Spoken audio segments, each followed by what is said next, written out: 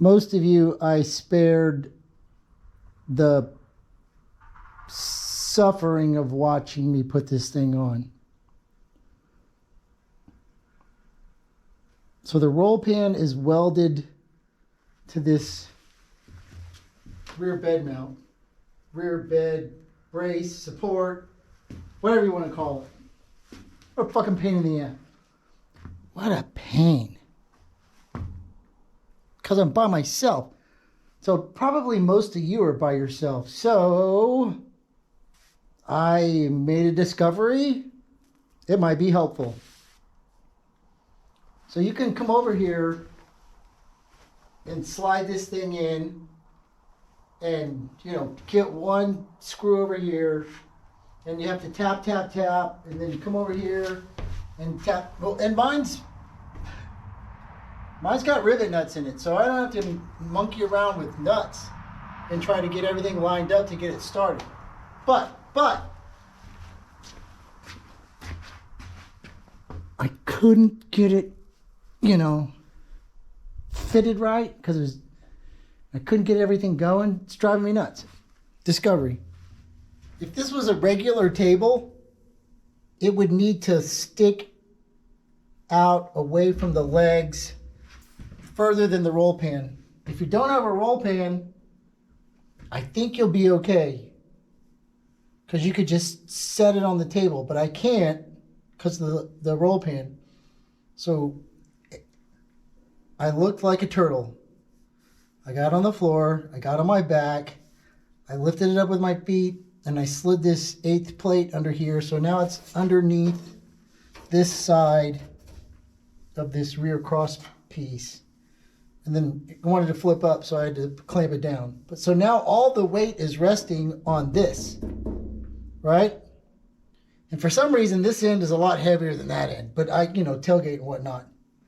So now the pressure is pushing down on this, and you don't have to try to squeeze it anymore. So it just sat there. I gave it a couple of light love taps, very light love taps, I promise. And then it kind of wiggled its way up to where I could get it hooked up. Tip number 2. So once I had everything inserted, everything was loose. And then what I did was you squeeze it like this, and that pulls everything towards the tailgate. So what you could do, if it's final fit and finish time, right, you're putting it together for the last time and you don't want to scratch anything, you could take a clamp and put it right here and give it a gentle squeeze.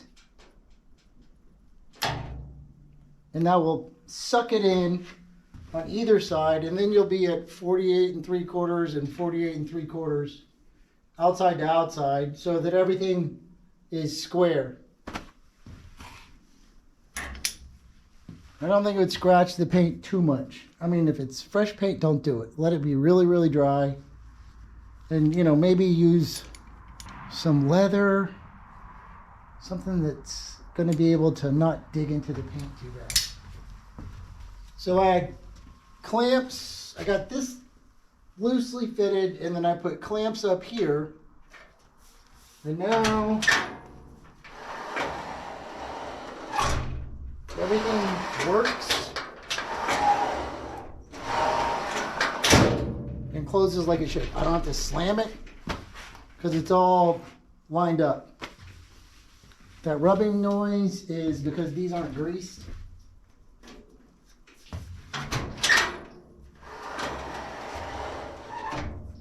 And these are still loose. So but it works.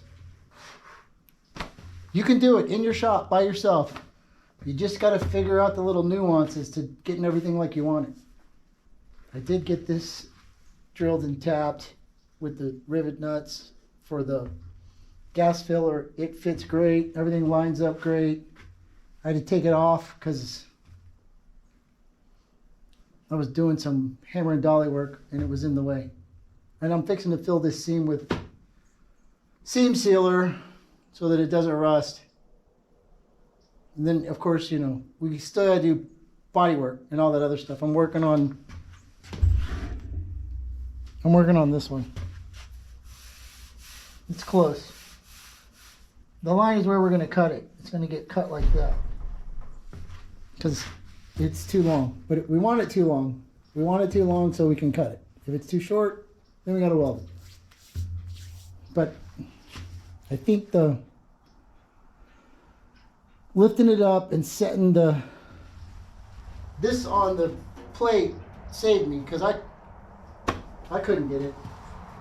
I could get one side, but then there, you know, you can't reach and squeeze and grab and finagle a bolt in there. If you got to do a nut and a bolt, I'm sorry. That's terrible.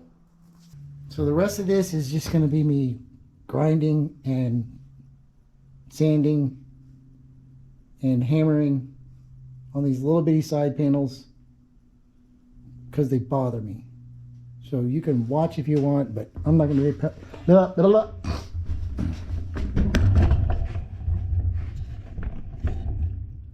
But I'm probably not going to be paying much attention.